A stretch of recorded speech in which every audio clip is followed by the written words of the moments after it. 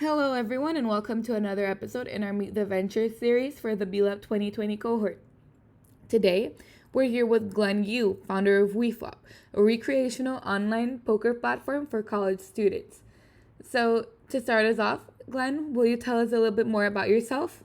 My name's Glenn. I grew up in Rhode Island. I was born in Atlanta, Georgia, and then spent the first 6 years of my life in South Carolina, where my parents were going to school.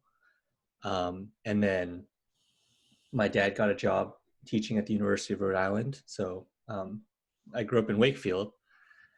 Um, I am class of 2020, so I just graduated and I studied economics and English. Well, that's nice that you're a local Rhode Islander. So, why don't you tell us a little bit more about WeFlop?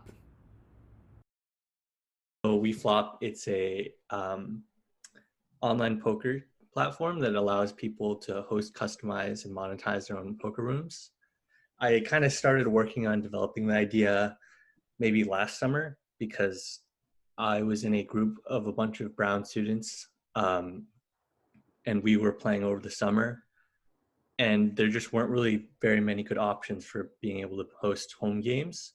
And then as I started getting more and more into online poker and this ecosystem, I found that there was this underground online economy of online poker games. And I found that the tools that were used to solve those were the same tools that were being used to solve our home games, which were just not very good tools for playing poker in general. So you have like a system of Chinese kind of very shady phone apps that have like 3 stars on the app store and just no one really likes. And through those apps, people are making, they're starting their own casinos, but it seems like everybody has complaints about the software. And I think that's kind of where I started thinking about it. And I started thinking about how I could make that software better. Um, and that's where I am today. Well, who knew there was a whole underground poker market? And was that when you decided you wanted to start your own venture?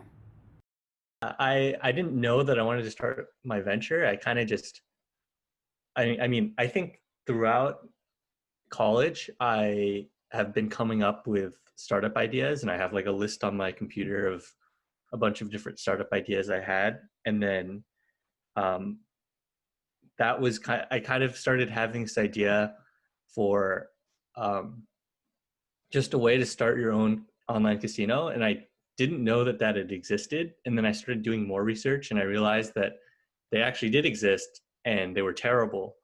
But I kind of thought about it more and more theoretically, and I found that actually this could be a way to dominate the online poker industry. That like the way that people play online poker today doesn't seem like the way that it will be played in the future. And I started reading a lot about entrepreneurship, especially through the Nelson Center. Just having that resource, having Jonas be around and just talking to him, I've started like reading on my own a lot about entrepreneurship, and listening to a lot of podcasts and um, using resources from Y Combinator to kind of understand entrepreneurship a bit better for myself. And so yeah, I've been thinking. I have since I came up with the WeFlop idea. I have like a lot of other business ideas too, and hopefully, if this one fails, those ones will work. Well, we sure hope that doesn't happen, but if it does, at least we know you'll keep being an innovator and an entrepreneur. Can you tell us a little bit more about the problem you're trying to solve and why it's so important? It's been long said that poker, and I think people also say online poker is dying. And the reason why they say that is because if you try to think about what a poker economy is, a poker ecosystem is, the most valuable player to a poker ecosystem is going to be the losing player.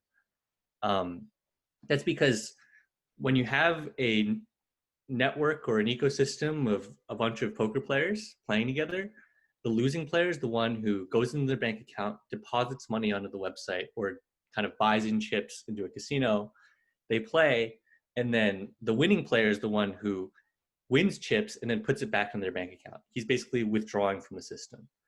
So the optimal poker economy is one where everybody's kind of the same skill and the money is moving back and forth over and over again, and the casino gets to take a percentage each time it moves back. That's the way that the most poker is played. But instead, we have the system currently where money only flows in one direction. And who's your target market? Currently, our target market is college students, and the reason why we're targeting that market is because one of the ideas for WeFlop is that we want it to be a social network. And for it to be a social network, we need people who care about. Um, we need users who think that online poker can be a social experience. Now, this isn't how poker has been played.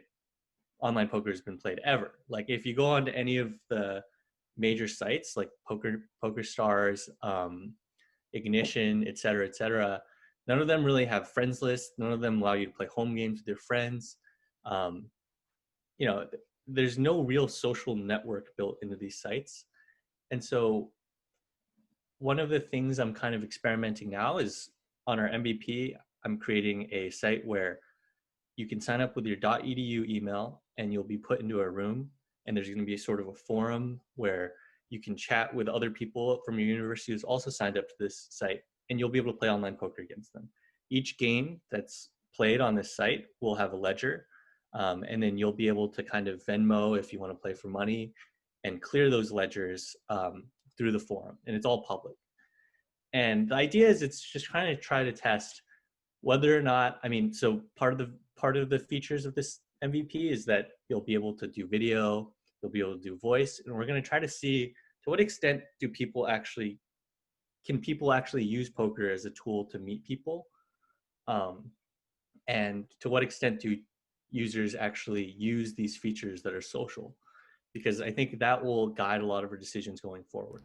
That sounds exciting. And what's something exciting that has happened thus far in the development of WeFlop?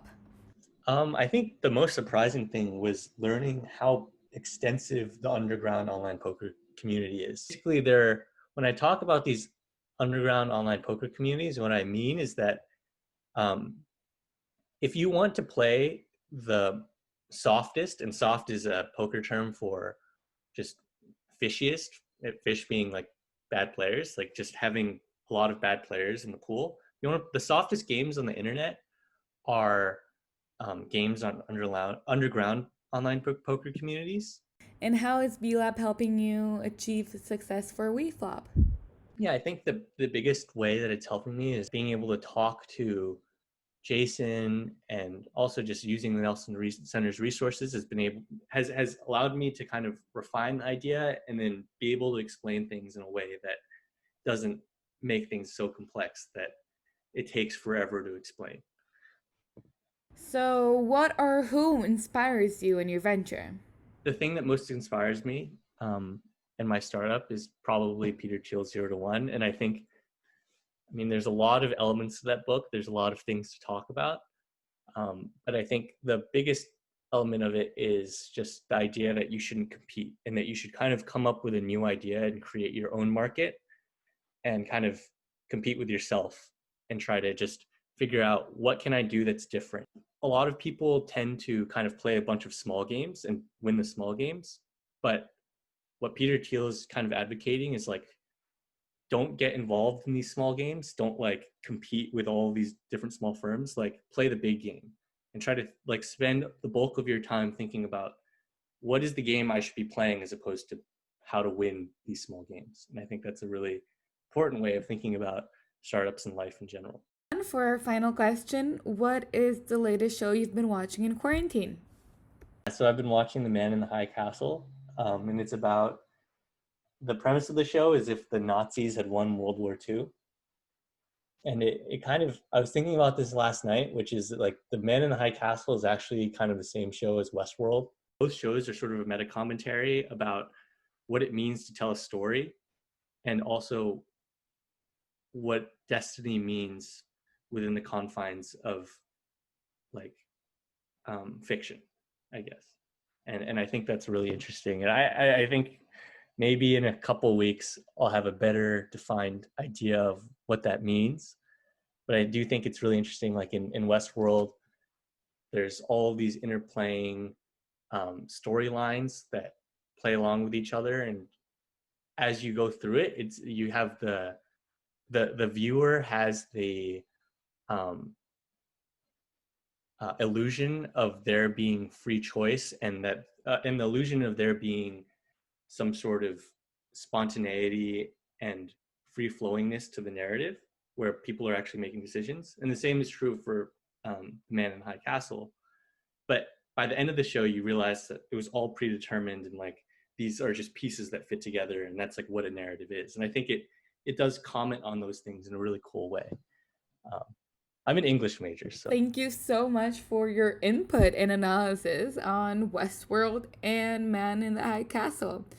Thank you so much for interviewing with me. And this has been another episode in our Meet the Venture series. And thank you for tuning in.